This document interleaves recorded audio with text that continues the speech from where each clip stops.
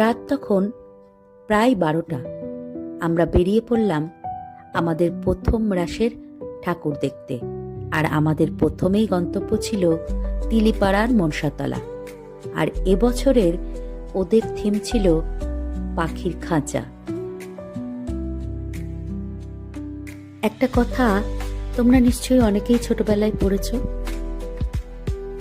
বন্যেরা বনে সুন্দর, শিশুরা মাতৃ করে।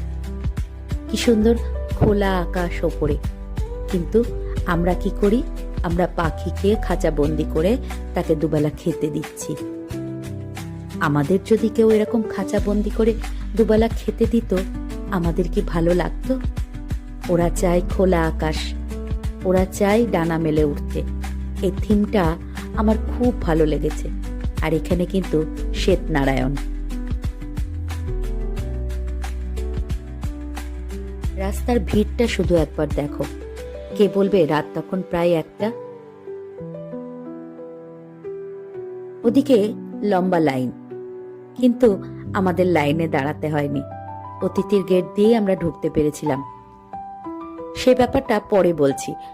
আমরা এখন এসেছি শ্যামবাজার মোড়ের প্যান্ডেলটা দেখতে। আর এবছর এরা করেছিল কেরালার স্বামী পদ্মনাভ মন্দির। অপূর্বতার সুন্দর আর কারুকার্য। ভেতরে আছে নারায়ণের মূর্তি।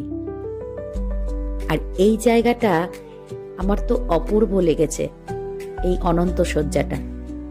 বাইরে থেকে একবার পুরো মন্দিরটা তোমাদের ভালো করে দেখিয়ে দিলাম।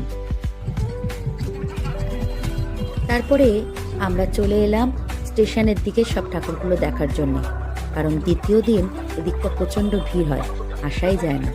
গেটের লাইটিংটা কি অপূর্ব লাগছে না? ভদ্রাকালীর এবছরের ভাবনাটা ছিল প্রতাপগড়ের রাজবাড়ি। অপূর্ব সুন্দর লাগছে বাইরে থেকে দেখতে।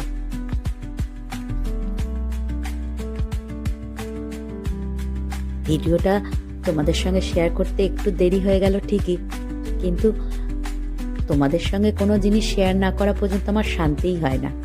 আমরা এখন চলে এলাম রামকৃষ্ণ মাঠের কাছে।